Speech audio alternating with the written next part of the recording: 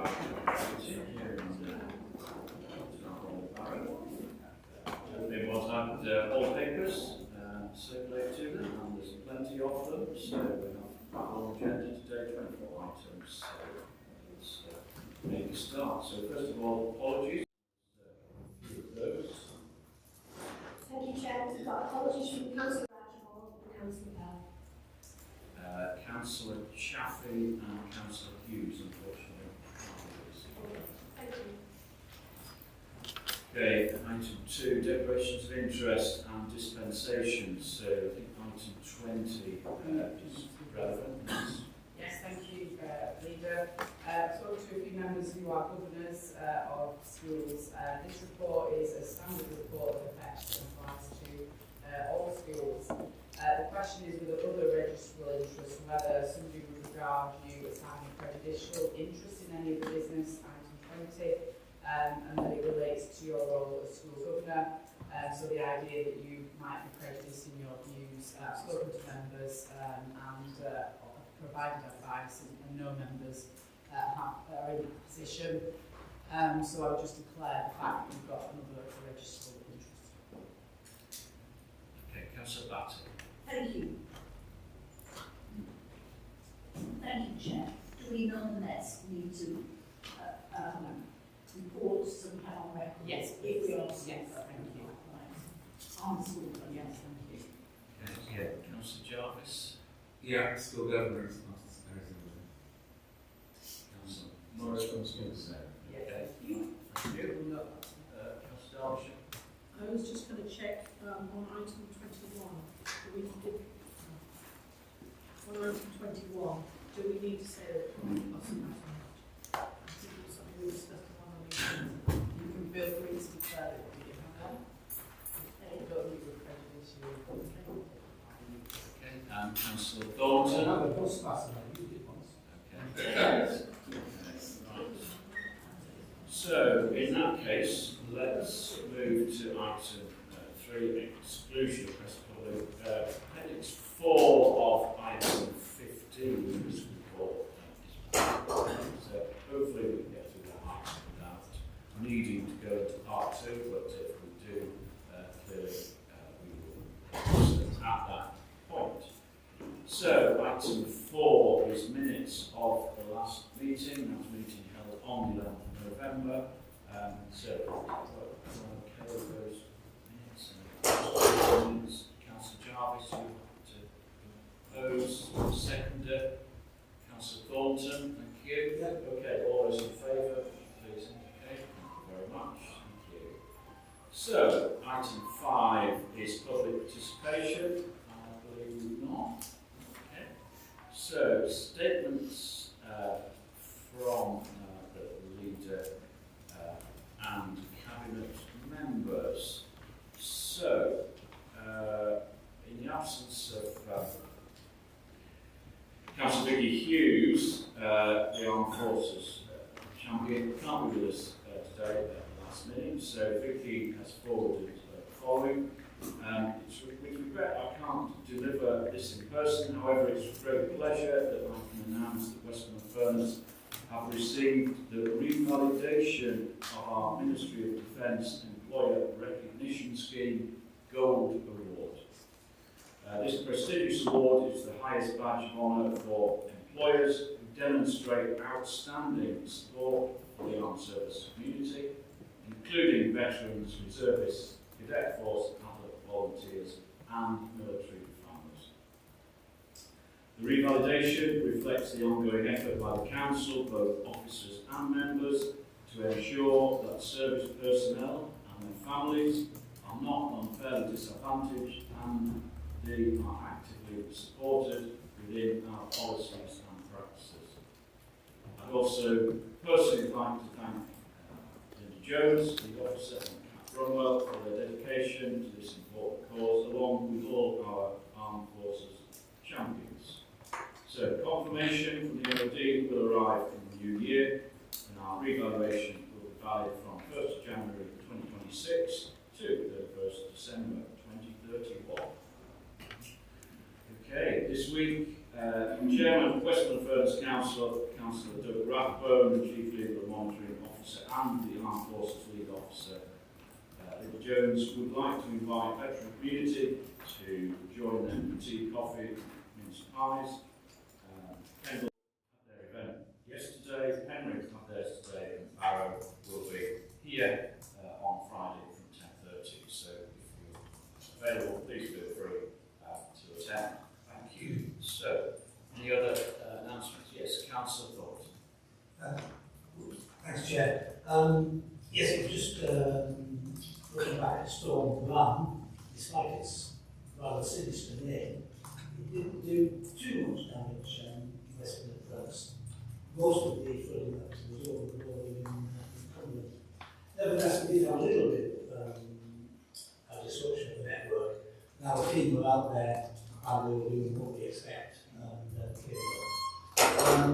Because they were on duty over the weekend, even if it didn't go as well as it could have done, they were still there ready. As a result of any heavy rainfall, we do get debris washed into drains. And so the message is, please, if anybody knows of any drains that become blocked, please let us know now.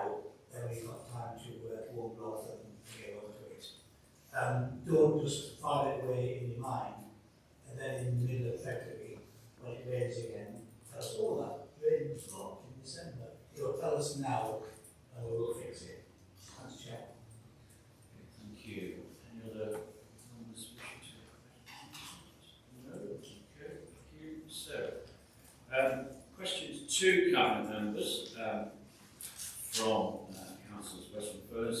We haven't had any advance notice. Are there any in the moment questions? No. Okay. Yes, okay. Yeah.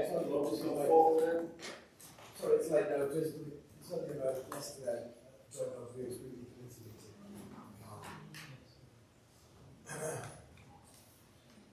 As I say, yesterday, joint of views committee meeting in Carlisle, Passion Services, we heard from Isabel Brown, which was in Cumbria, that there is actually no plan to continue the UK share prosperity funding beyond February.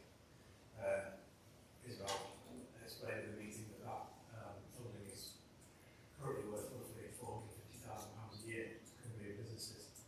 I just wondered if we, as a council, had any plans to mitigate that, whether we were aware of this, what businesses in Westmorland Furness can expect, and whether this funding goes towards the business support. Okay, thank you. What I do know is that several letters have been written in respect of funding and asking the question what's going to happen in the future. More than that, I'm not aware. Any officers able to just perhaps fill in a little bit more on it than I'm able to do? Yeah, thanks, Chair.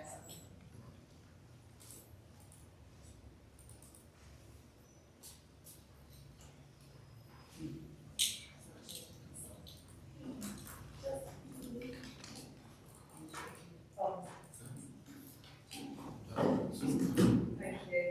I mean, I think it's a really good question. It has this concern. So you'll be aware that the direction of travel from the government is that we have more consolidated funding directed through mayoral combined authorities. And clearly that's something that has been discussed quite publicly around how that might work, and those that are established mayoral authorities get an integrated funding settlement. So place type funding that we've received in the past, such as UK Shared Prosperity Fund, lending or funding, the intention is that it will be directed through the mayoral combined authority in the future. And we are still working through the detail of that with MCG government to understand what the implications are going forward on streamlining and consolidated funding. But clearly what we don't want is to be a detriment from where we were previously. It sounds like we're going to have an interim situation where Microphone, please. I concerns me that we'll have an interim period where we don't yet have a mayor. Interested to see what responses to those letters. Have we, as an authority, I know it is not around to Cumbria, but to businesses, have we as a council?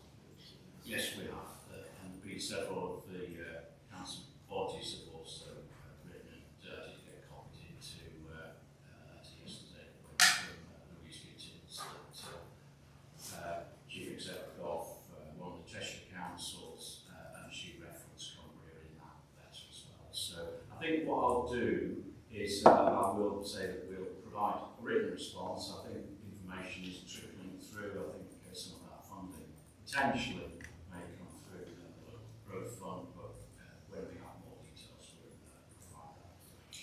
Thank you very much.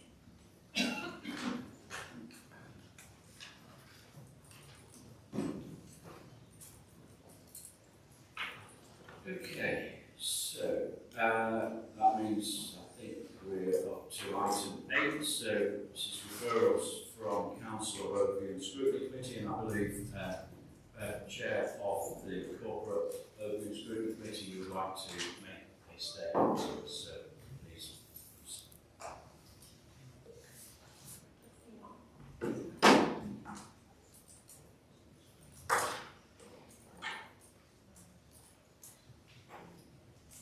you, Chair. Is this on? Or it's on? That one's on.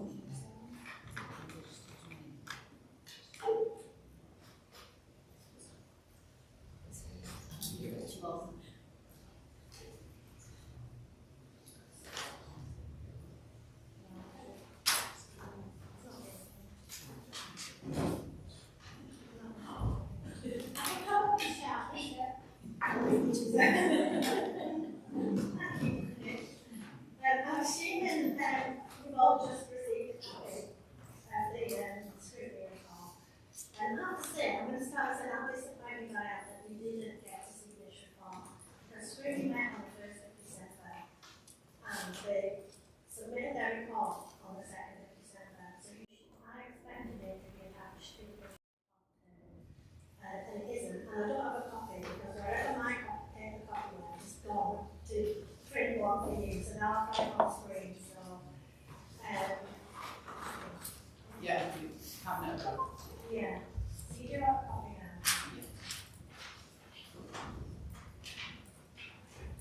Okay. So yes, corporate scrutiny did go through the budget proposals at that time. And we cross-referenced it with the corporate fee challenge.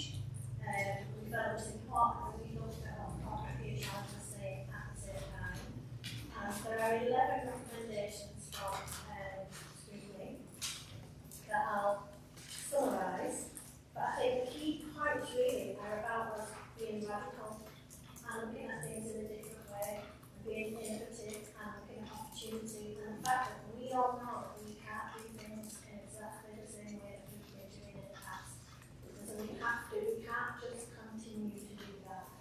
So looking at transformation and using transformation as an opportunity is what we always said from day one, and we need to think about that. So our recommendations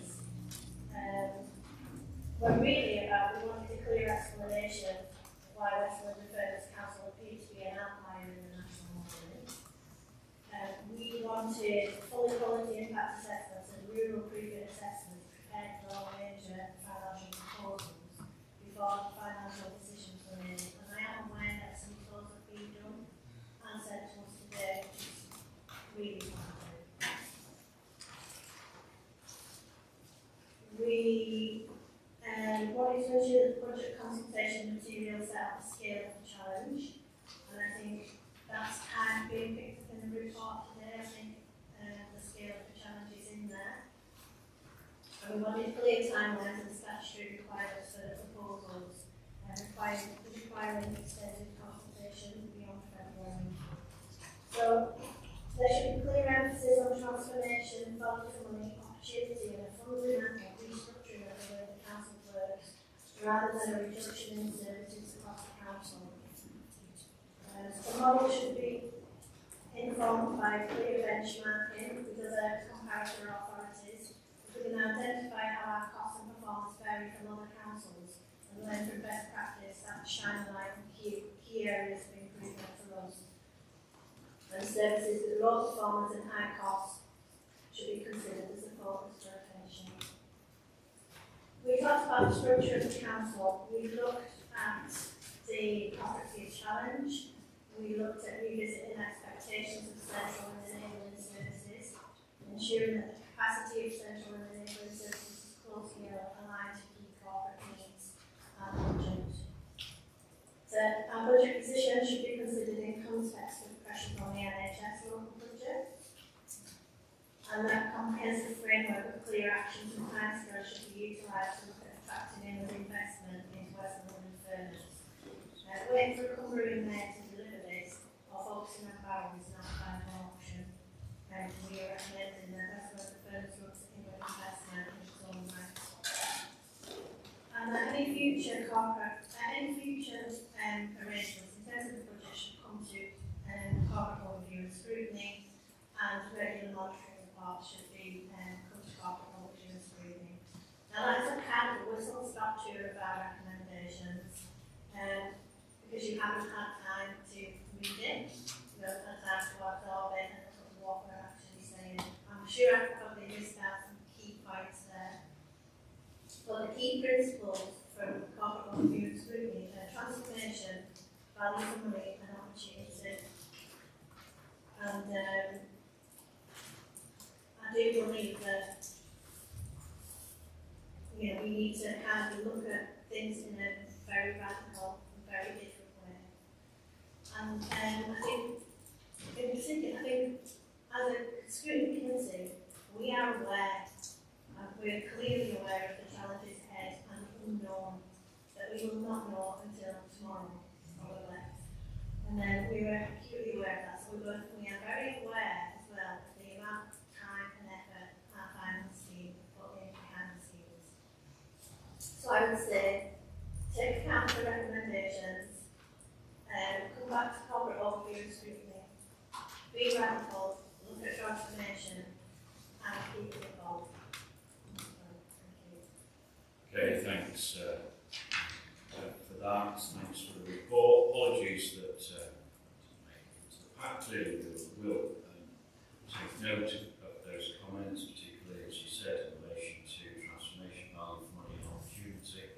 And we're looking forward to working with you over the coming weeks and months as we try and chart course through whatever challenges may be brought to us. So thank you. Okay, so this brings us then to item 10, this is a devolution update from myself. So we're pleased to be able to provide a short update this morning on progress towards the establishment of the new Cumbria Combined Authority, which will take place next year. Preparatory work for the new authority being undertaken by both officers and members, particularly in respect of the new authority's responsibilities and powers.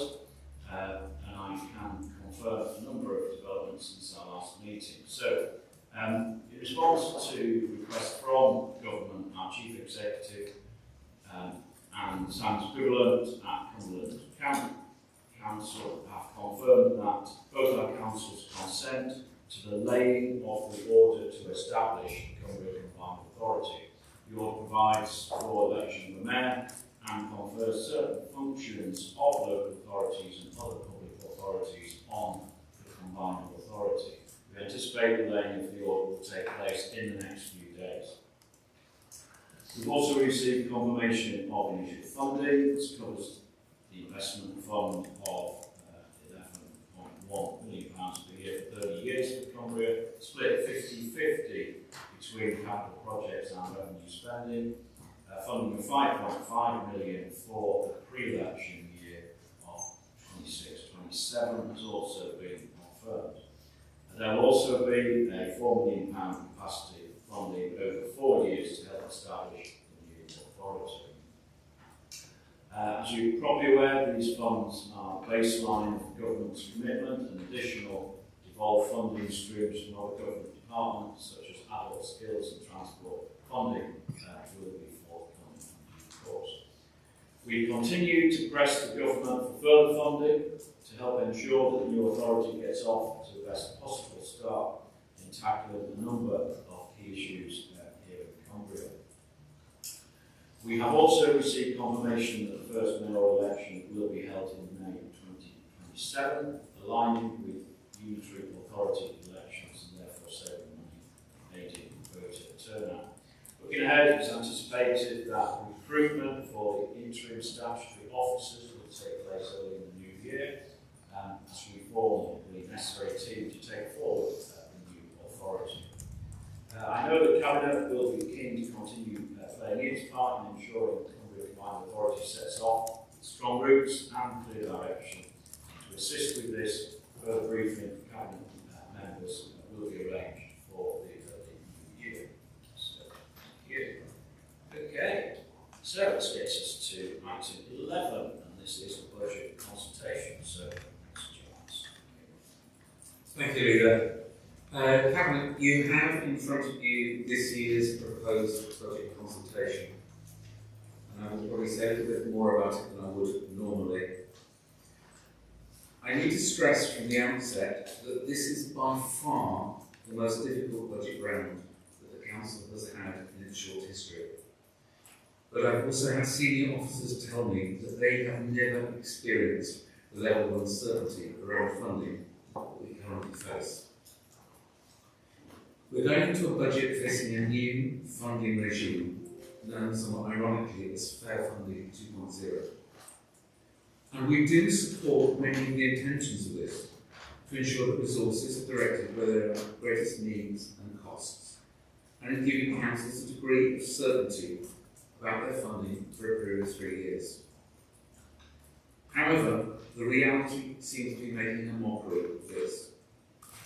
We need to open our consultation on our budget proposals, but we have seen no figures from government on our funding for the next financial year. This is due later this week, perhaps. So much for certainty. It has been clear that Fair Funding 2.0 will lead to some very big swings between councils. All the indications we see is that we will be one of those that are most badly affected. Indeed, recent analysis by Pixel for the County Council Network suggests that Westmorland and Furness will be the biggest loser in the country among all councils from the changes that this government has suggested following their recent consultation. In particular, the government has significantly reduced the allowance made in the model for remoteness. As the most sparsely populated tier council in England, we suffer the most from the lack of recognition of the cost of providing services in very rural areas. With silence from the government, we have no choice but to rely on what consultants work on local finance are saying. Their assessment is that we could be losing around £40 million per annum compared to the current funding regime. That's about 13% of our current budget. This will be brought in over 3 years. So perhaps we'll lose £13 million next year. But to be honest, it could be £15 million or £7 million or some other number. We just don't know. At its worst, this could mean that we face flat funding for 2006, 7 and beyond, even with 5% council tax increases. We may have no additional resources despite our existing budget gap this year. We may have no additional resources despite inflation above 3%, despite increases in the minimum wage above 4%, and despite the demand growth in adults and children's services. We have no choice but to prepare for the worst and hope that the settlement is not as bad as we fear. I want to be clear. This is a local authority that has been financially well managed. We have delivered on the budgets in the last 2 years. We have an MTFP projected broadly balanced budgets for the next 4 years. Despite the increases in demand and pressures in social care that we've been seeing this year, we were confident that we had the savings opportunities to offset those risks. The issues we now face are not about our expenditure, but about government's decisions to reduce our funding. Any organisation would struggle at the threat of losing a significant share of its income with little notice. We only received the local government finance policy statement with its biggest changes just over 3 weeks ago, and the analysis suggesting the huge additional cuts in funding is declined. Planning to deal with this scale of savings is underway, and I cannot underestimate the challenge that will be. However, and I be clear, this needs to be done in a measured and clear-headed way. We will not rush into this and make knee-jerk reactions which we later regret. Consequently, the budget consultation and review represents only the first steps we need to take. These will inevitably be followed by further announcements and consultations, be that with service users, the wider public, members, employees and unions. I want our residents to know that we are looking at every aspect of how we run the council, identifying ways in which we can be more efficient and effective, and how we can use technology to drive out savings and make every pound count. As an example of this, you will be aware that we've launched a voluntary redundancy scheme last week. So the consultation we're launching this week is somewhat limited, but it still reflects the need to implement some very difficult measures given the financial imperative. I will briefly take you through each of the items we are consulting on. Firstly, the council tax. This is an unfair tax. It hits parts of the country harder than others, and it hits those on modest incomes the hardest. I wish that there was an alternative way to raise funds more locally, but we are stuck with the council tax. Council tax contributes the largest share of our funding and will become much more dependent on it in coming years. Consequently, we are consulting upon increasing the council tax by 4.99%. This is the maximum permitted without a referendum. But I must be clear that this is also the amount that the government expects us to increase council tax in their funding policy. If I can quote from officers in the report, quote, unless the council increases council tax by a maximum of 4.99%, then it will effectively be underfunded according to the government's methodology. For a bounty, council taxpayers needs an increase of just under £96 a year, or £1.80 a week.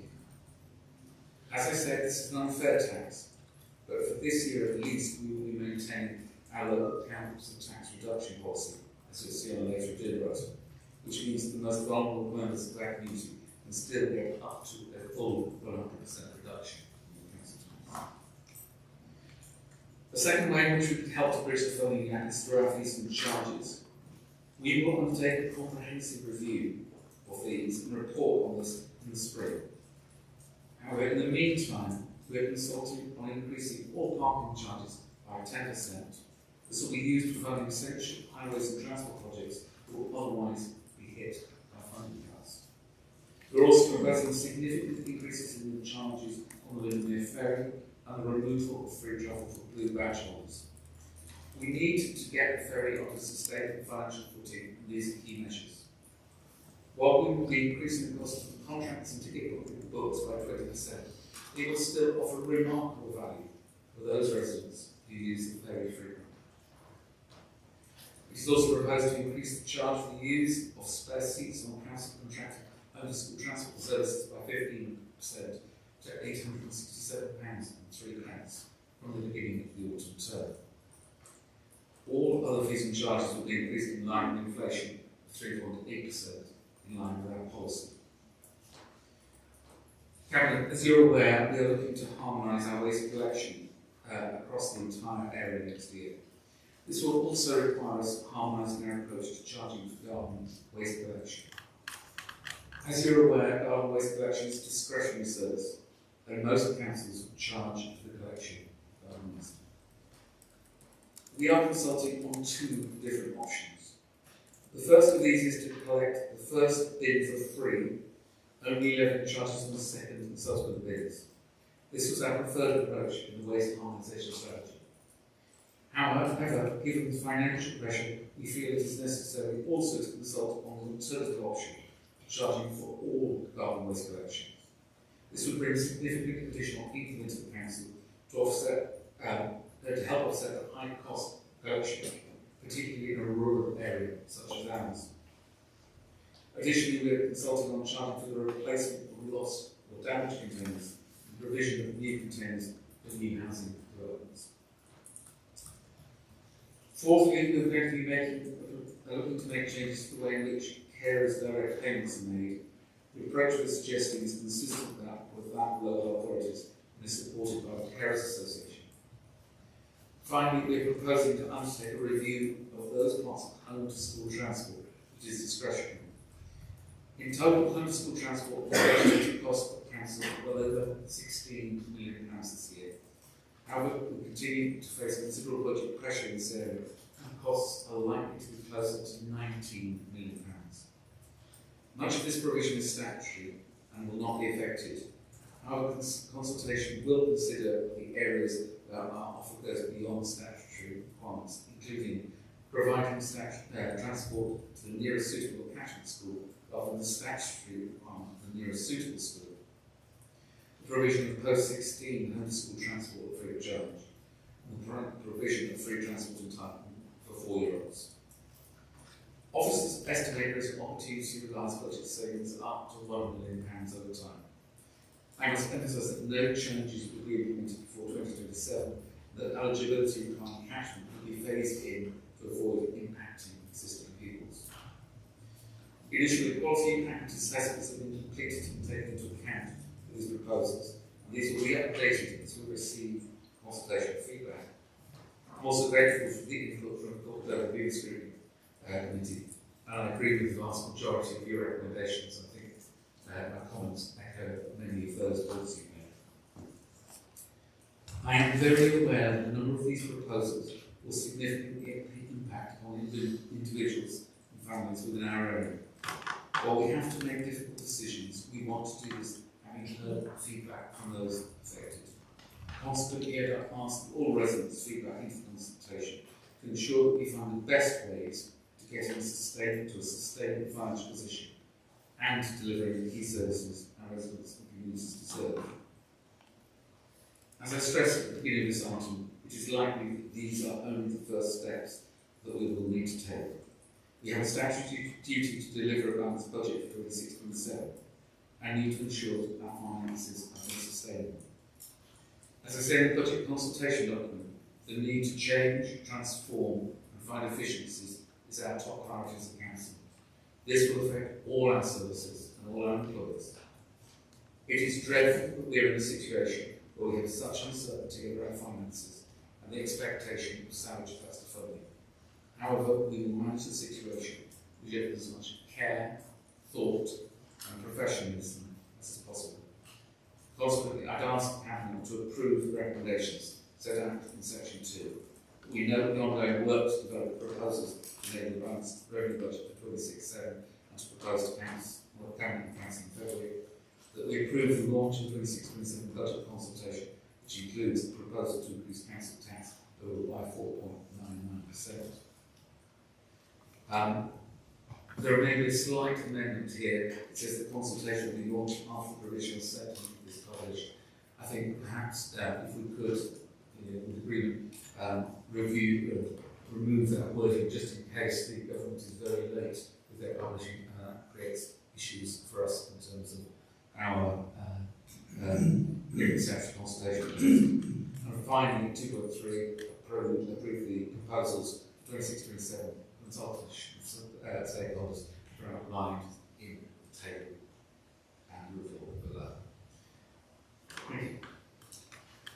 Okay, thank you, Councillor Jarvis, for a comprehensive review of the paper, and I will second that today with that amendment deletion to have flexibility.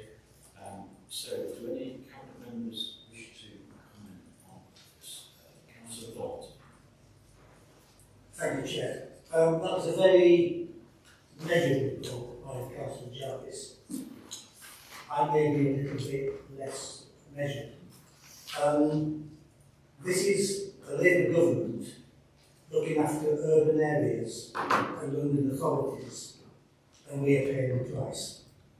That's what's happening here.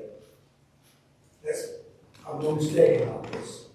Everyone knows what's happening, so let's not try and dress it up. This is the government that refuses to accept that there are costs in delivering services in a rural area, whereas it's blindingly obvious that it costs more to deliver services where the distances are further apart. We have made that point, the Rural Services Network has made that point, the CCN has made that point, the government has not accepted it. And this is an attack on rural Britain. Let's be really honest about what's happening here. So, the one thing that we've got going for us is that these settlements are often delayed, and the reason they're delayed is because of lobbying behind the scenes. So we need our MPs, and we have 5 Labour MPs in Cumbria, 4 of them wholly in Cumbria, 1 partly in Cumbria. We need those MPs to go and knock on doors and make a noise, a big noise. 5 MPs, I've known in my lifetime governments with less majority than that. So those 5 Labour MPs are all to play for. So if I can ask our Labour members here, who I know have some influence in this, please lobby your MPs, ring them up, let them know what's going to happen. It's no use them moaning at us later. It's no use them saying in February, why are we closing that? Because we're telling them now that there will be consequences to this. So lobby them, let them know now, and let's have a last minute assault on this unfair settlement. Let's work together and try and get the best result possible. Thank you, Chair. Okay, thank you, Councillor, for that perspective. We have written ourselves as the administration to our MPs and to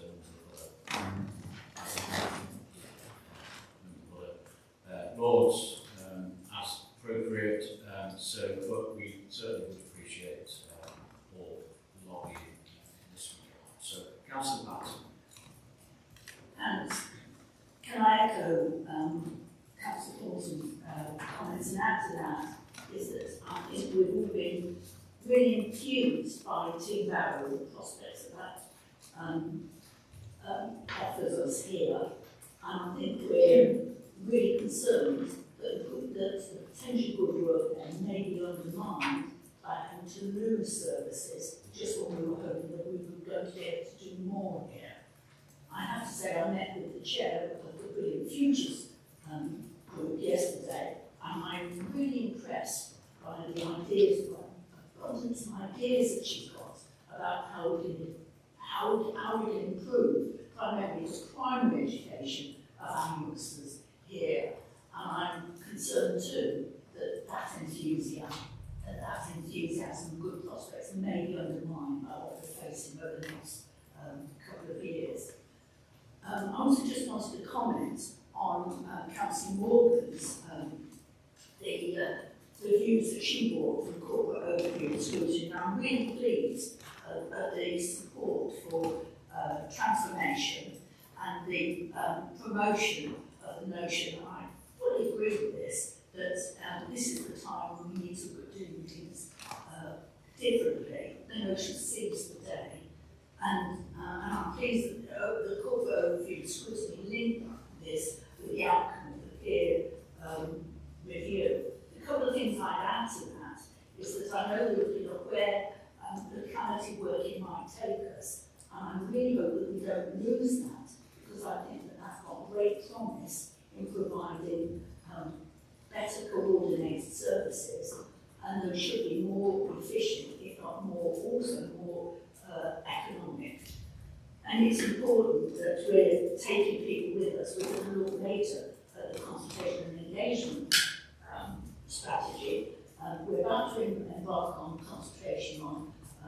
budget next year. And it's really, really important that the principles of collaboration and co-production with local people, that we're still working to that, because we're all in it together, and we need to take people with us. And finally, I would say that I hope that this that the challenge of the budget doesn't mean that we'll lose the benefit of the changes that we've already started to make.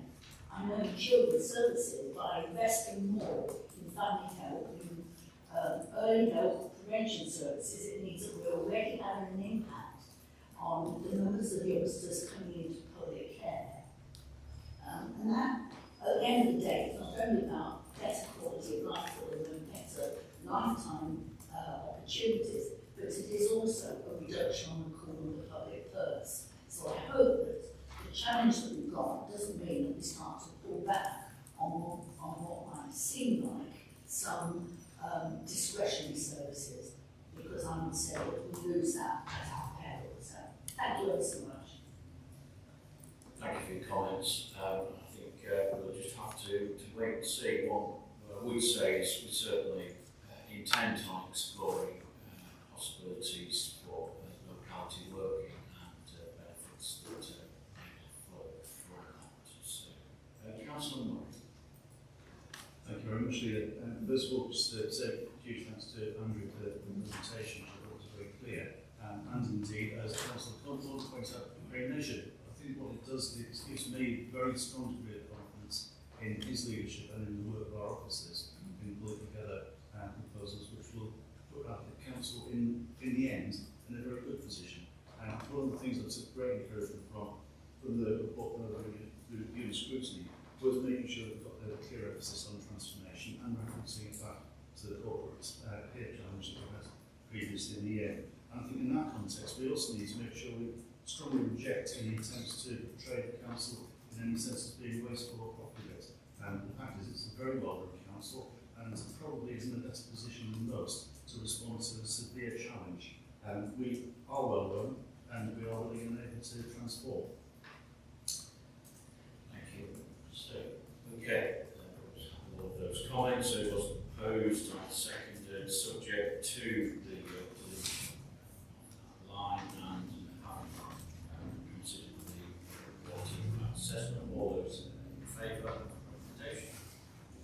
Thank you. So that's unanimous. Okay, so let's now move to the next items. Item 12, local tax reductions. Cabinet, each year we have to approve the local council tax reduction scheme by an hour area. Today I'm asking Cabinet to recommend continuing the existing scheme and for it to approve and adopt this for the 2026-27 financial year, with delegation to approve statutory and minor changes to section 1 officer in consultation with me. This scheme includes our commitment to apply the 100% voluntary disregard of armed forces compensation, war disablement pensions and war widowers pensions as part of our commitment to the Armed Forces Covenant. As is set out in 3.5 of the report, the scheme benefits nearly 15,000 households, with the value of which reduction awarded amounting to some £15 million.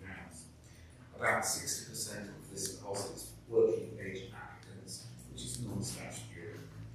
This is among the most generous local council tax reduction schemes in the country.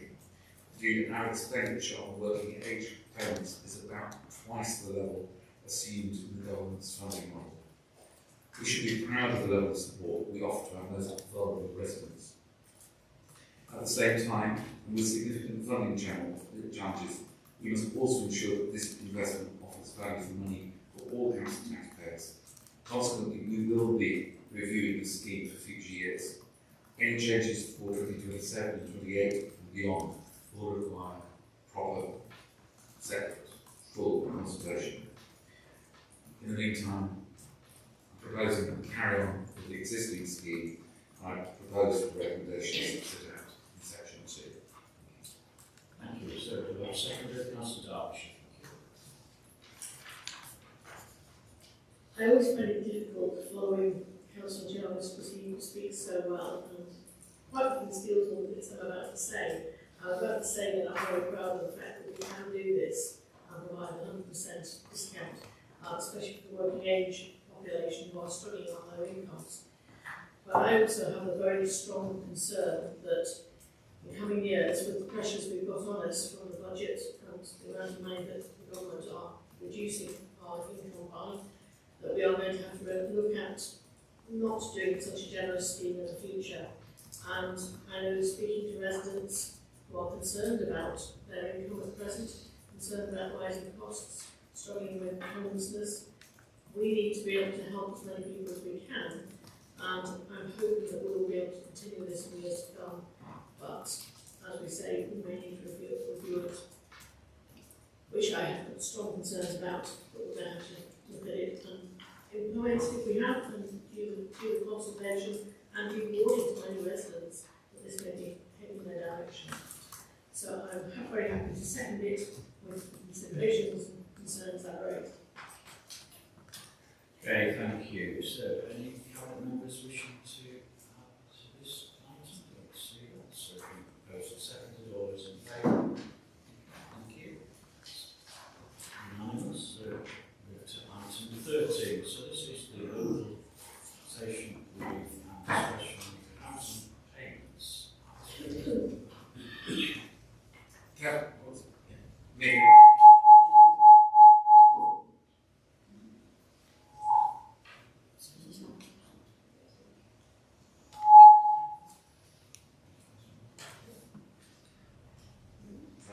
Okay, very good. Cabinet, no mic. That's what's. I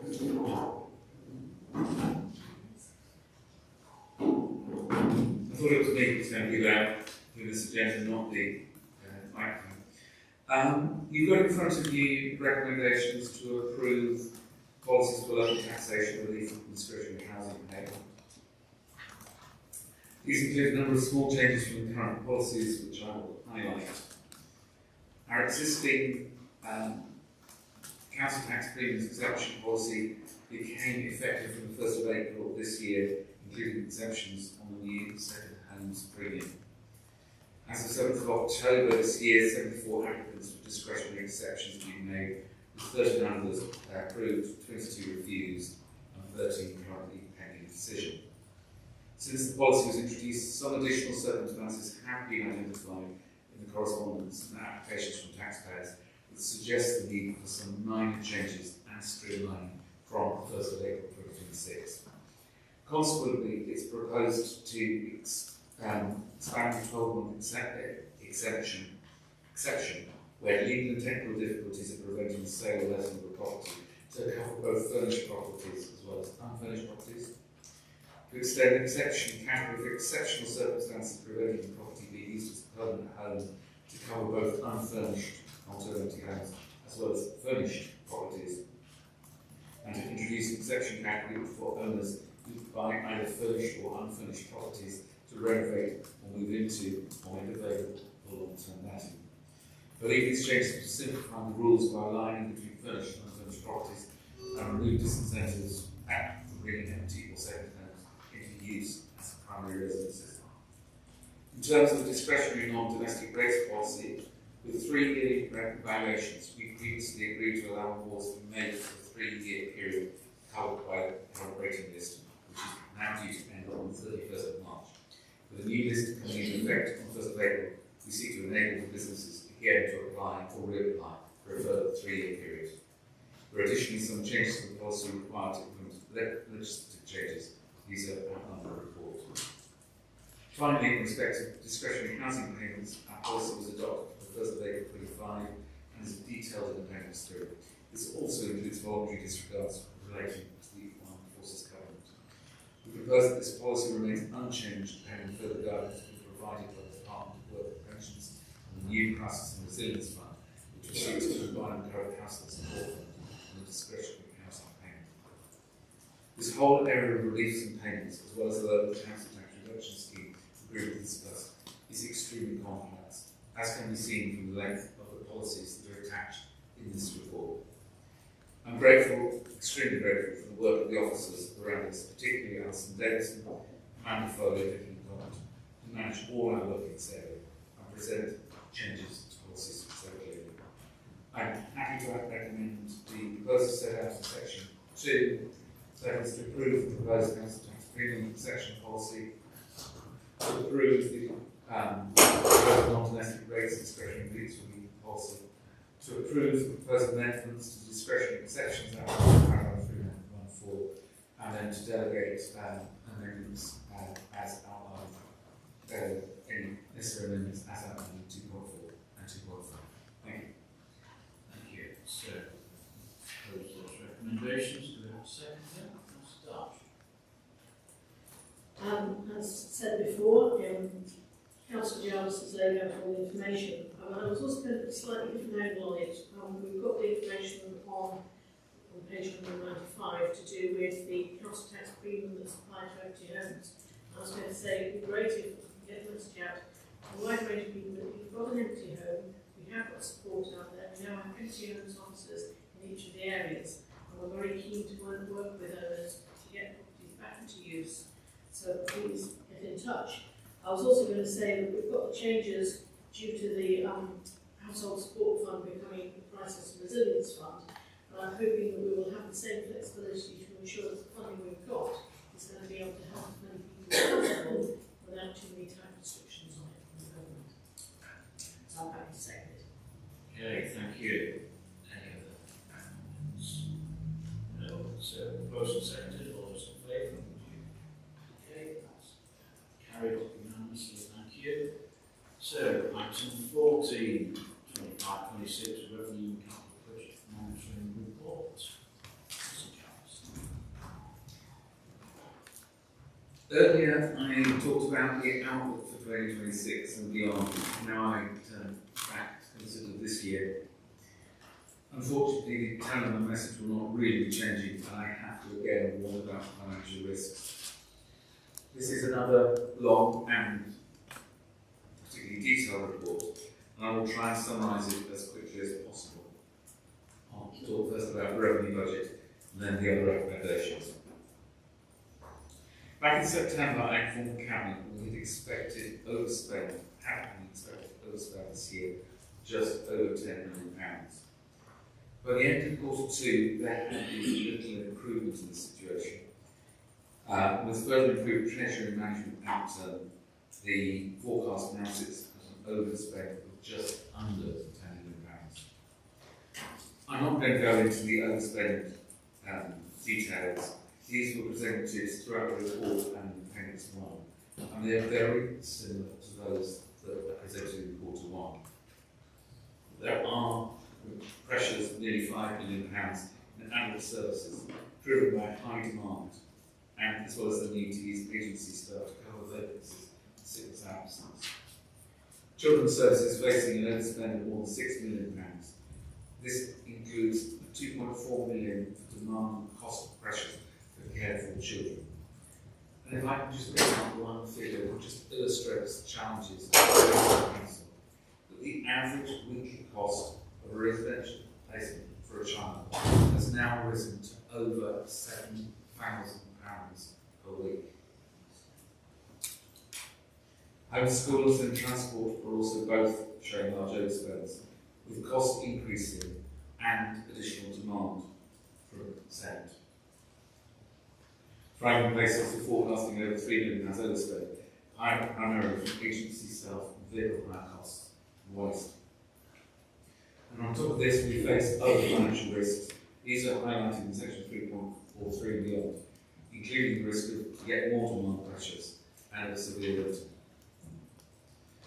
I would also want to highlight the risk of the dedicated schools grant deficit of £11.7 million, forecast £11.7 million this year. While the high needs block DSG deficit sits off balance sheet, and the government has indicated the responsibility to send spending for 2028, it is unclear what support we will get for clearing this accumulated deficit. This is projected to reach £40 million by the end of this year, and growing by more than £10 million per annum. As a council, we do not have the balance sheet strength to absorb this Given our relatively modest level of reserves and assumed extreme funding pressures, it's necessary to take immediate action to try and reduce the overspend and mitigate further risks.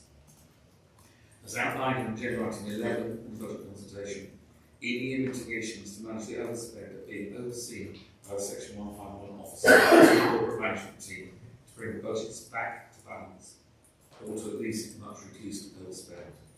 Spend controls being put in place, including focused directorate meetings with the Section 151 officer, an immediate stop to all non-essential spend, target work on complex and risky areas of spend, and the establishment of a new spend control board to approve all spend requests above £30,000. It is unlikely that these measures will completely eliminate overspend, given the demand pressures we face. However, I am hopeful and confident that they will significantly reduce the magnitude of the gap. Moving beyond the revenue budget, I've turned to the capital programme. Here, there are a number of relatively minor changes. We asked to note the updated 5-year capital programme, including capital spend of £498 million. This is an increase of about 11 million from the Q1 programme, primarily accounted for by WALS and grant, both the element related to Westmorland and Furness, and that for Cumberland, where we are the accountable body. Additionally, in key reports here, there is proposed reprofiling of nearly 25 million to future years. Table 18 lists the smaller changes which fall within Cabinet's approval, and Table 19 listing those which I ask you to recommend to Council approval. The largest impacts here on the timing of work related to Marina Village Phase 2, local transport grant, levelling up on the spend in Barrow related to the market public realm, and the active travel fund work in Barrow. Additionally, there is acceleration of just over £1 million in affordable housing to be brought to this financial year with past council approval. Finally, I would like to refer to the section on Treasury Management from 2.82 onwards, and the mid-year Treasury Management report, which is attached in Appendix 7. By mid-year, our cash balances have increased from 141 million to 168 million. This reflects the phasing of council tax rates and grants receipts compared to the spending profile in the year. At mid-year, borrowing remained 185 million, and 9 million of this expires in the second half of the year, and we are not expecting to require any new long-term borrowing. As previously highlighted, Treasury Management is currently forecasting 4.6 million underspend, reflecting the cash balances, interest rates, and delay in borrowing. In particular, our cash balances return to an average of 4.56%, overperforming the benchmark by some 0.37%. The mid-year Treasury Management report confirms that all activities in the half-year 30 September have been conducted within the limits agreed by Cabinet in February. I'd like to thank the finance team for their work on this. I do not underestimate the pressure on this team at this time, both with this year's overspend and with the threat of severe funding. I'd like to thank David, Sue, and the rest of the team for their dedication and professionalism. So I'd like to set out proposed recommendations set out in section 2. I'll just summarise those. 2.1 to 2.3 are on the revenue budget, recommending the revised budget to council and noting the current forecast and deficit, key deficits.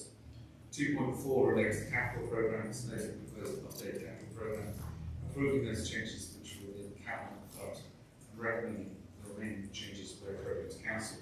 2.12 asks us to agree with the mid-year Treasury Management. Thank you, Mr. Johnson. Pleased to be able to second that, echo your comments in respect of detailed work that's been necessary to produce this and indeed previous reports we've heard about this morning. Thank you to all the officers involved, and thank you also for time and effort as well to getting these reports here today. So, I wish to comment on Councillor Batt. Yes, I'll just briefly add to my previous comments.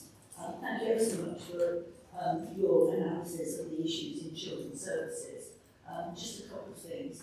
First of all, of course, we're waiting to see what the government's proposed send my paper might bring. Given the situation that we're in, I'm not sure that I'm very hopeful about that. But we wait to see, because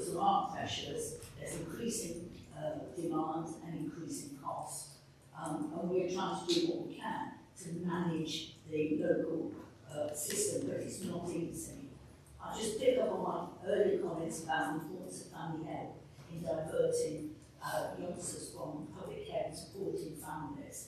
And I suppose it's the cost of the youngsters who we're caring for does highlight the importance of us making certain that we're developing our own services.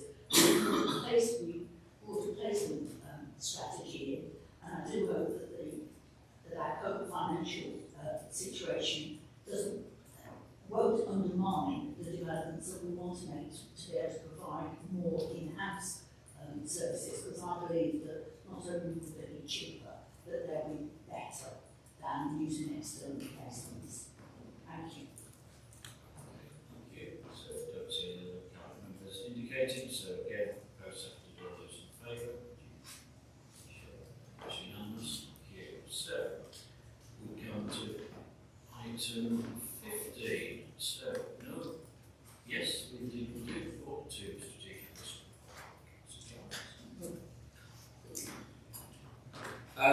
Current report focuses upon the Quarter 2 Strategic Risk Register. Details of updates and current status are included within the appendices. Today we asked to note the changes to the Quarter 2 Strategic Risk Register and to note the progress on the risk management improvement plan. The report highlights that since Quarter 1 we have seen 3 strategic risks increase in risk score. All 3 related to financial sustainability. In particular, given our current overspend, and particularly the current outlook on funding, with the change of government position highlighting the government funding policy statement, risk 13, delivery of financial sustainable authority, has been increased from 12 to the maximum possible score, 25. Risk 24, financial unsustainable send system, has been increased from 15 to 20. While the government has committed to take over responsibility for SEND for 2028, considerable uncertainty remains on what will happen to the large and rapidly growing high needs stock deficit which sits off our balance sheet. Thirdly, risk 25, financial unsustainability of the school system score has increased from 15 to 20. In 24-25, we saw a deficit in the overall balance for the first time, with declining enrolment, particularly in the primary sector. Position is expected to deteriorate, and this will put significant pressure on both individual schools and upon the council. Each of these risks will be core to the work we need to do to ensure that our council is in financially sustainable, that our council is financially sustainable. Consequently, they closely into actions being taken that I highlighted in earlier reports. As well as the shift in financial risks, many of the other high-risk scores reflect national challenges, including the increased demand for adults and children's services, ensuring workforce capacity and the need to invest in prevention, as well as the unsustainable SEND system and the significant risk of cyber threats. I would like to highlight a couple of other changes in risk. The risk 22 and 23 have been reviewed and merged into one rewritten strategic risk, covering pressures in the health and care system and the rising demand from an ageing population with complex needs. And the score for risk 21 on the inability to maximise government funding streams has been reduced from 12 to 8, given by a reduction in the perceived likelihood. Finally, I draw attention to the Q2 risk management improvement plan, which is set out in Appendix 3. Again, I'd like to thank officers, in particular Helen Kirk, for the work done on risk management. I propose to Cabinet recommendations set out in section 2, that is to note the changes to the risk register and to note progress against the risk management improvement plan. Thank you. Thank you, Councillor Jarvis, and again will second this report. And again, if we were thinking about the number of challenges that the council faces over and above the financial challenges that have already been outlined to us, then I think reading through this report leaves in no doubt that external pressures abound, and we will need to be very cautious, very prudent in our approach over the coming months. Challenging times indeed. So, any cabinet members wishing to speak to this item? Okay, proposed and seconded. To no further recommendations, you indicate. Thank you. Okay, so we move from Quarter 2 strategic risk to Quarter 2 performance report. So it's falls to me. So this is item 16. So this Quarter 2 corporate performance report gives us a clear picture of where we, as a council, we're making real progress and where we still have challenges to work through. I believe it to be an honest and wide-ranging update, and I want to just highlight a few key points this morning. So there's several areas of strong performance. For example, our work to improve processing time, housing benefit and council tax reduction claims has paid off. What was a long-standing red-rated matrix last year is now performing well, with average processing time reduced from 18.1 days, almost 50% improvement compared with Quarter 3 last year. This is a really positive shift and reflects focused work on processes, training and recruitment, and we aim to improve further. We're also seeing encouraging results in housing standards with the early phase of our new empty home strategy, already been referenced earlier today, already helping reduce long-term empty homes from 3,460 to 3,319 and 87 property reduction following targeted engagement with owners. In homelessness services, prevention work has improved again, moving from 50 to 54% successful prevention outcomes, despite continued pressures in the housing market. And of course, housing-related issues are at the heart of our response to the problem.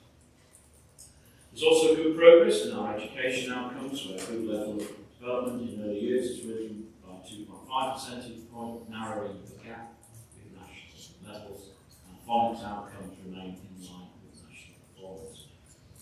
We've also seen strong performance in our care for cohort, 3 students doing university placements and another entering foundation degree, alongside improving GCSE outcomes within the school.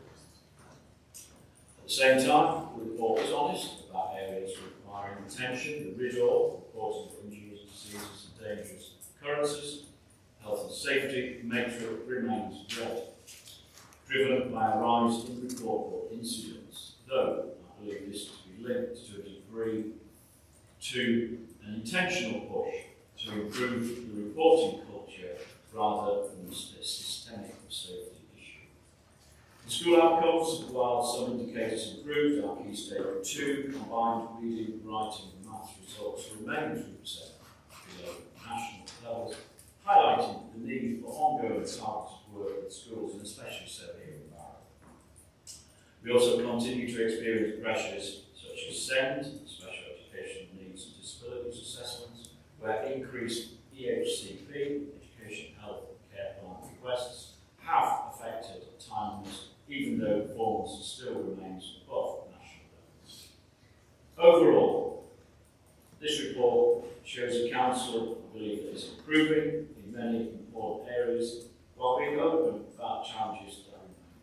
I want to thank the staff once again across all services for their work getting us to this point. Today's report is an opportunity for Cabinet to reflect on whether the actions proposed are sufficient and where we may need to go further in the coming months. I'm happy to propose that we note the report as per recommendation section 2.1 and report the second. Councillor Platt. Chair, yes, I'm happy to second this, and thank you for pulling out some of the important results from it. If I can just briefly say, I believe that these reports help us monitor and track performance during the course of the year, so that we can ensure that we're working to our plans, understanding what's happening and where we need to pay particular attention. So thank you very much for that. And I think this is a really important report, and I would urge colleagues to work their way through it. It's a good read, I think. Thank you. Okay, thank you. Any other? Yes, Councillor. Just as a guide on as you work your way through all the different sections, if you look to page 270, you'll see once again the number of passengers running on buses supported by the council has increased and may continue to be the case for many more quarters to go. Thank you. So, don't see any members who wish to speak, so to deal with recommendations to know the report. Yeah, okay. Unanimously. Okay, item 17 is agreement of the LGA Corporate Peer Challenge Action Plan. So, as you know, in July we took part in the LGA's, the Local Government Association's Corporate Peer Challenge. We welcomed a team of peers from councils around England to visit and review our progress and help us consider what our next steps might be. We asked the LGA to carry out this corporate peer challenge at a point when we'd already achieved a lot as a new council, but also very much aware that the next phase of our journey will actually be harder. In their report, which we received in October, the peer team recognised the progress that we've made since vesting day, but they also identified where they felt we needed to sharpen our focus and strengthen our delivery of change. We recognised this feedback, and in many respects it mirrored our own self-assessment, but we welcomed the external perspective of senior members and officers who bring their diverse experiences from other councils around the country. The action plan we're considering today is our response to that feedback.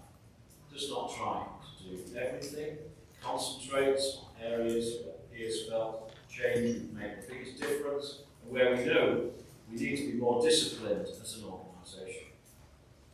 For me, the value of the corporate challenge was not in the report itself, but the opportunity to take a step back and be honest about what is working well and where we need to do things differently. The action plan is pragmatic, it's achievable, if we maintain clear focus on the priorities it sets out is means of real change for this council. The core focus of the plan is about how we will develop and deliver a 3-year transformation plan.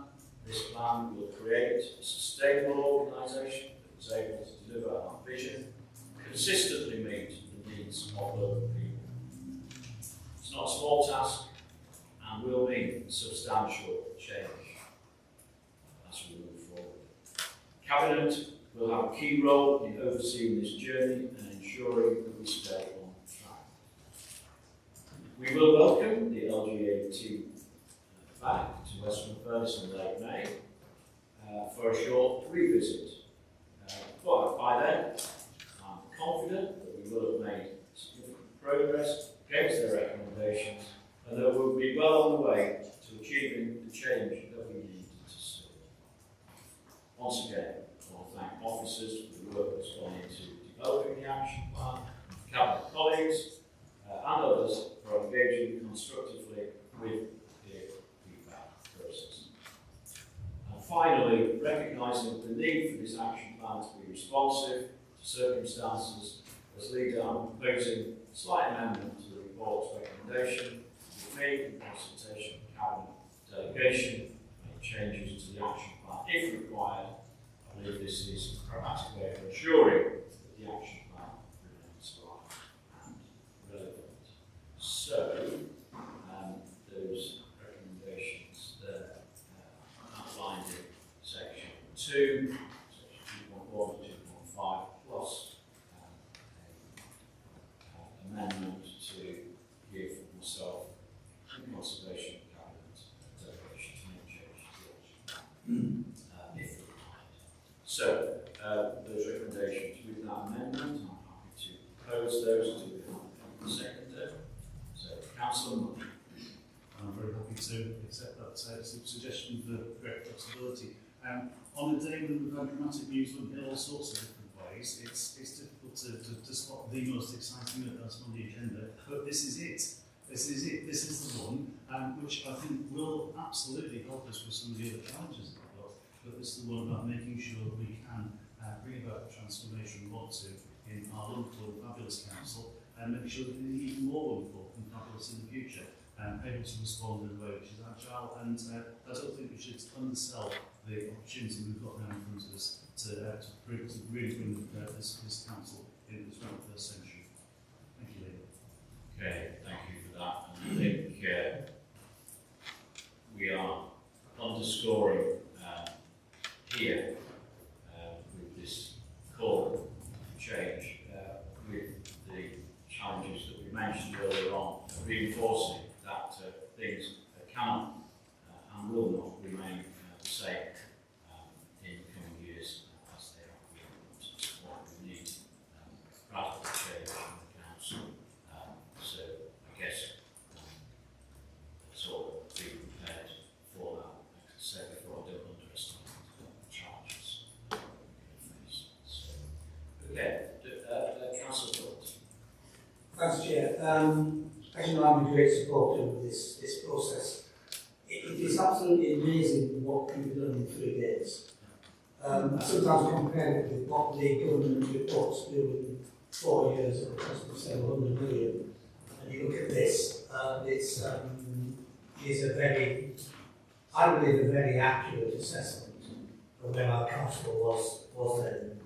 I think it's important that it wasn't an assessment just of the administration. It's an assessment of the whole council. And I think that members other than the administration should take the confidence in the report for how we work together.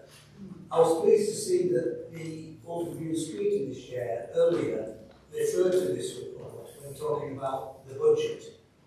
And I think it is important that all members, especially ONS, and members who aren't in the administration, feel an ownership of the report and feel involvement and as we go forward. So I do hope ONS stay fully involved in this process. Chair. Okay, thank you. So, again, proposed and seconded, all those in favour? Okay, thank you. Thanks very much. Okay, so we move now to item 18. So this is consultation and engagement strategy. Councillor Batsy. Thank you, Chair.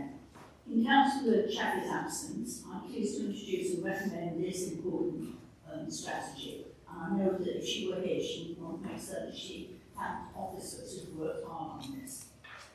People are at the heart of what we do as a council. We are committed to being a community-powered council.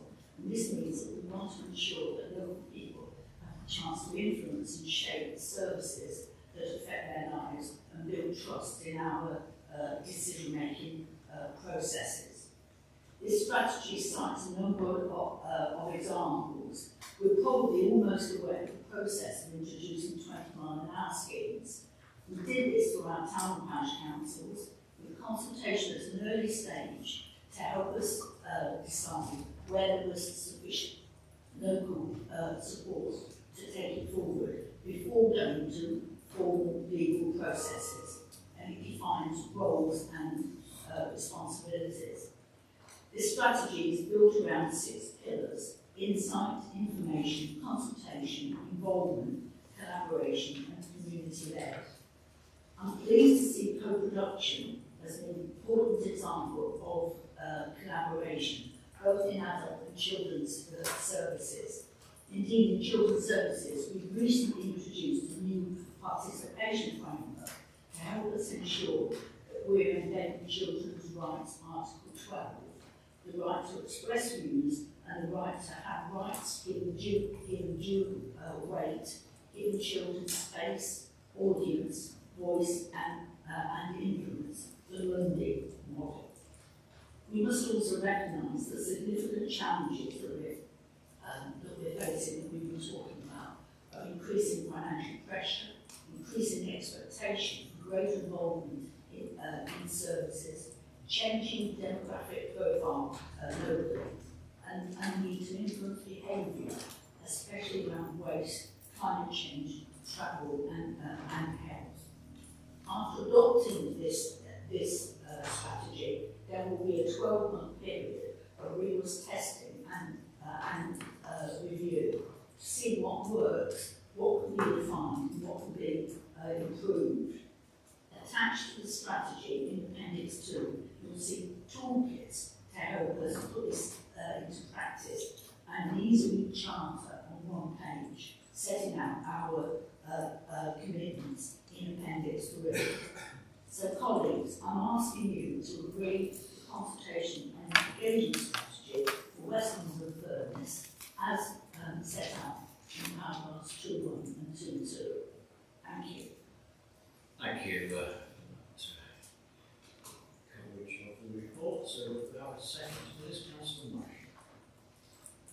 Thank you, Leader. Very briefly, I was very pleased earlier in the year to serve as a member of the steering group for the Cumbria Climate Change Citizens Assembly, and really interested to see that what came out of that assembly wasn't so much a lot of stuff about climate change and such, but more about the way that councils and the local bodies consult with people and the way that they go about consultation and engagement. And the recommendations from that assembly have been very, very useful in pulling together this consultation and engagement strategy.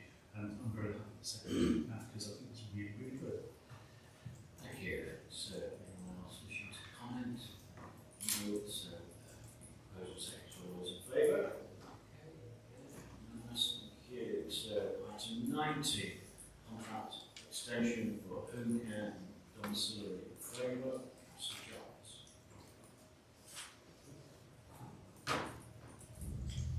In which case I'm completely unprepared for this. That was a surprise for me. I should have noticed this.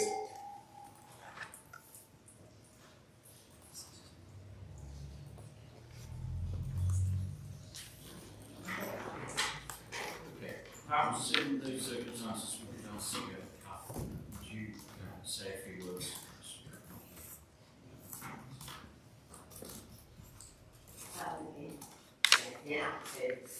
So yes, Cabinet has to consider approving the extension of the home care domiciliary framework for a further 12 months, which is permitted within the current contract arrangements.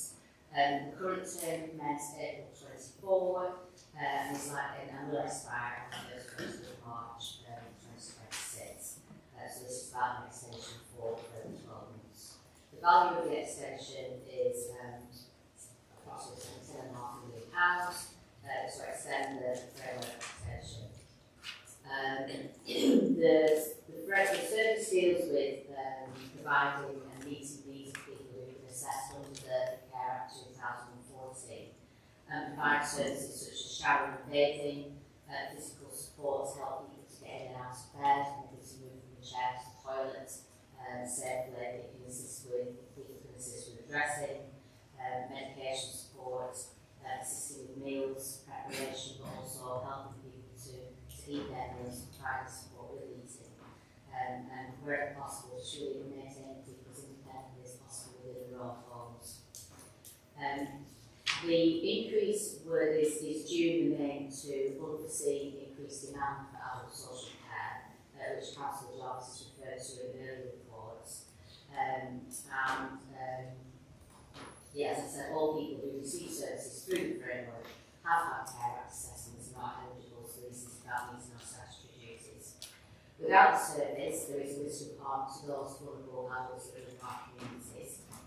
It's enabling them to remain at home, as well as preventing avoidable admissions to hospital, which is critical, particularly this time of year, when we don't see hospitals under unprecedented demand, but also avoiding that premature admission to residential care as well, and the impact that has upon people when the support could remain in their own homes for longer. If we were not to extend, there is a risk that we wouldn't have those robust controls on the pricing and around quality, so we have got responsibilities and ensuring good quality services available to people within our communities, and we would still need to meet their needs without that ability to have frameworks, so services would be likely to be more expensive. So a recommendation to extend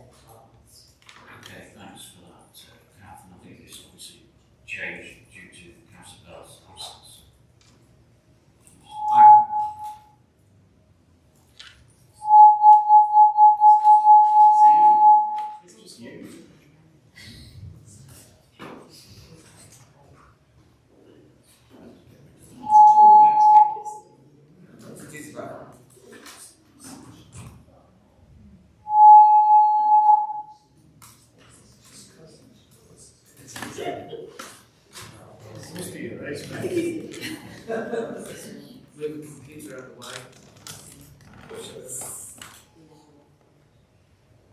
I'm entirely happy. Yeah, sorry about the confusion there. I do now recall. I think the important thing, I have to propose this, and the important thing to recognise, this is not about a new extension, a new contract. This was due to the level of demand within the service. The total envelope of expenditure is exceeding that to which approval was previously given. So it's coming back to Cabinet to confirm that we are prepared to continue with the expenditure beyond the threshold that was previously set out. As we said, this is part of the demand that we're facing. It is something we need to manage, but we clearly need to have the service as well. So I'm very happy for us to continue with the continuation of the provision of the service, even though it's going beyond the total cost envelope that we had initially envisaged. Thank you. So we have a second. Councillor Murray. Thanks very much, Stephen. I think that was one of the reasons that Andrew was named forward to begin with to speak on this one, because it looks like we're spending more money, but actually it's because we do have statutory responsibilities that we need to meet, and the extension means that we've got a framework to be able to do that, and we're able to make sure that we keep control of quality, safety and pricing. And I know that at least two of my neighbours are really safe in their houses as opposed to having to go to care or hospital because of exactly this service. Thank you. So, I don't see anyone else indicating, so proposal 6 all those in favour. Thank you. So let's move on to item 20, school funding formula 2627. Councillor Barton. Thank you. I understand on the advice of the legal officer, those of us who are school governors are nonetheless able to take part in this. Thank you. We are required to agree the arrangements for school funding each year for the following financial year. So this is for the financial year 26-27.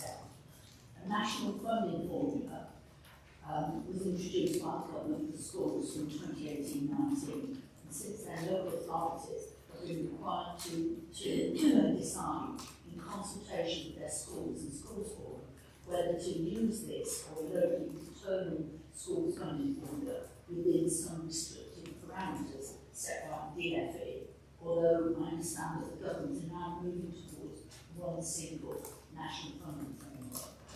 Last year, as in previous years, on the recommendation of the schools forum and on following consultation with schools, we decided to allocate schools funding in line with the national funding formula and to transfer a small surplus to the high needs block. While the recommendations to follow this approach this year, it is to be noted that we do not as yet know what this year's allocations will be, but nonetheless, Cabinet is recommended to, this is laid out in paragraphs 2.1 to 2.4, allocate funding to schools and academies in Westmorland and Furness using the national funding formula in 26-27. After taking into account the growth fund budget, any residual balance to a maximum of 0.5% to be transferred from the schools block into the high needs block, and 2.3, any balance remaining in the schools block after transfer, the maximum of 0.5 should be allocated to schools through the school funding formula, and 2.4, if the school's funding formula is not affordable, the basic per pupil factor values in the formula will be reduced. Thank you. Okay, thank you. So, second, this Councillor Murray. It is my day to second these things today. And it's not an entirely huge coincidence to know that when the national formula was introduced in 2018-19, 2019 became the year I retired as a school teacher. We do need to do this every year, and that will probably continue to be the case, even with the hard formula, because there's always things that we need to make sure we get to get funding to our schools. Thank you. Anyone else? Yes, okay. First, second, all those in favour? Thank you. So, let's do it. Item 21, English National Concessionary Travel Scheme. So this is a step up from seconding to proposing. Yes, and it's not even the most exciting thing on the agenda today, although it's very close. It's very close. I'm not sure if those of you who are old enough need to declare an interest because you might have bus passes already. But nevertheless, I do want to go ahead and propose this. I'm not old enough yet. I'm looking forward to getting my bus pass, so I too can travel for free from Kirkby to Penrith on the 563. But there we are. It's the first time I proposed this was last year. This is probably the last time I'm going to propose it because this is one of the things which we knew as the Mayor of Combined Authority quickly once it's set up. So we have a policy here which is in lockstep with Cumberland, and it will be there in preparation for what becomes the responsibility of the Combined Authority as proposed.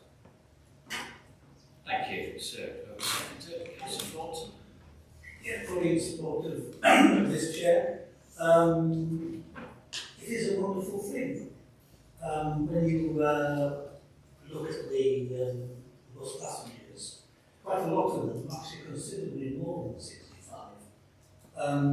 There's a lady I meet, maybe somebody at church, who's well over 80, who uses a walker, and her lifeline is the bus. She goes off into the lakes using her bus pass, and I don't know how she gets through the off the paths and over the styles, there's some mystery there. But she goes off in the lakes once a week, and it is absolutely a lifeline to the world as well. I think there's many more people like that. Of course, I have to mention the financial aspect. Being a tourist area, the tourists that come to us, we pay for them to travel around the Lake District. Now, in one sense, we're very glad to do that because they're visitors, they're people who are coming to add to the economy. But it is an extra burden that rural areas get that isn't reflected in the settlement, I don't think. But when it goes to the mayor, perhaps at that point it will change, and hopefully that's what will happen. Okay, and clearly sustainable rural transport is absolutely critical to our success and for accessibility for rural as well as communities. Okay, don't see anyone else wishing to speak, so the proposal seconded, all those in favour? Thank you. So, that gets us to 22, is a law contract for provision of reactive statutory and time maintenance contracts. Yep, I'm back again. This time I am prepared. So, you've got in front of you a recommendation to award a contract to IDL Technical Services for the provision of reactive statutory and planned maintenance measured term contract for our corporate estate. This will be for an initial 3-year term from February 2026 with 2 possible 2-year extensions. The contract reflects expected annual expenditure of £3.84 million, including VAT. About 40% of that is a fixed amount covering statutory planned preventative maintenance. The remainder reflects reactive maintenance and fluctuates depending on need and may be capitalised where appropriate. For clarity, a measured term contract refers to a duration-based contract that runs for a set term where payment is based on actual quantities of works completed measured against pre-agreed schedule of rates. Such contracts are common for maintenance work. The award of the contract was an open competition issued by the CHESS portal in July. 7 submissions were received, which 3 were valid, and the tender was assessed based on 40% for quality and 60% for price. IDL Technical Services offered the best value, scoring highly on quality and offered the lowest cost. They are a comprehensive provider, are well accredited, and have delivered successfully both Westmorland Furness Council and Cumberland Council in the past. Alongside Ideal, the Council will retain and directly employ technical team, the ETT, to deliver mind maintenance work to provide flexibility and responsiveness for mind work. Consequently, I'm happy to propose the recommendation set out in section 2. We award the contract as laid out. Thank you very much. Thank you. And we have a seconder for this. Yep, so Dawn, so wish to say anything or? No, I reserve the election. So any comments? Doesn't look like it, so let's go straight to vote. All those in favour? Okay, thank you. It's unanimous again. So 23 is the approved urban framework for alternative provision provider. It's a framework for children of statutory school age, people without SEND, and young people over the age of 16 with SEND. So Councillor Batsy. Many thanks. So we have several references to SEND and the cost of it. An important priority in that council plan and our ambition for every child is to ensure that every child and young person in Westmorland and Furness has the opportunity to have the best education that meets their individual needs so that they can learn and thrive. As council, we have the responsibility to provide suitable education for all children of compulsory age under Section 19 of the 1996 Education Act. In addition, the Children and Families Act 2014 requires us to make provision as set out in the Child and Young Persons Education, Health and Care Plan, EHCP, up to the age of 25. And we know that we have an increasing number of children and young people who need this additional help, more than we are currently able to provide within our own services. And we have a significant pressure on the high needs budget. The government has announced that it intends to legislate to introduce mandatory national standards for non-school alternative provision. So establishing this framework will help us begin to support the implementation of a longer-term strategy to build a sustainable and quality marketplace to ease the pressure on the systems, reduce reliance on unregistered alternative provision, and support the move to a more stable and inclusive education system. So following the procurement exercise, it is proposed to establish an open framework for alternative provision, starting with the 9 providers as listed in Appendix 1. These will be the organisations that officers will approach in the first place through a referral procedure as described in paragraph 3.25. So, Cabinet is recommended to firstly approve the open framework alternative provision, the framework. The framework is for a period of 3 years, starting the 1st of February 2026, ending 31st of January 2029, with an option for 2 extensions of up to 12 months each. The annual value of this framework is 2.3 million, and a total contract value, including all possible extensions, of 11.5 million. Secondly, appoint the recommended providers in Appendix 1 to the framework who have met or exceeded the minimum requirements. Thirdly, agree to delegate the approval of call-offs on the framework to any education and inclusion senior or service manager. And 2.4, agree to delegate the future approval of appointment of providers to the framework to the Director of Children's Services. The opening and closing framework will be based on business and customer need. Thank you. Okay, so thank you for proposing those recommendations. Second to finish off, Councillor Gray. Thanks very much. It's a long place and back to Saturday again. Just very quickly to point out that it's the key word is open in the open framework, and we have got the providers listed there, but there is also the possibility of bringing other providers in at the discretion of Living the Dream Mr. Lasic's discretion. Okay, thank you. Anyone else comment? No, so let's go to the vote on those. So, once again, so thank you all very much for that. Item 24 is urgent items. None. Okay, so we come to the end of our meeting. However, today, as we've heard, is a significant day for Western Furness Council. A lot of those reports make really important decisions for the council. We've underlined the need for change in the future.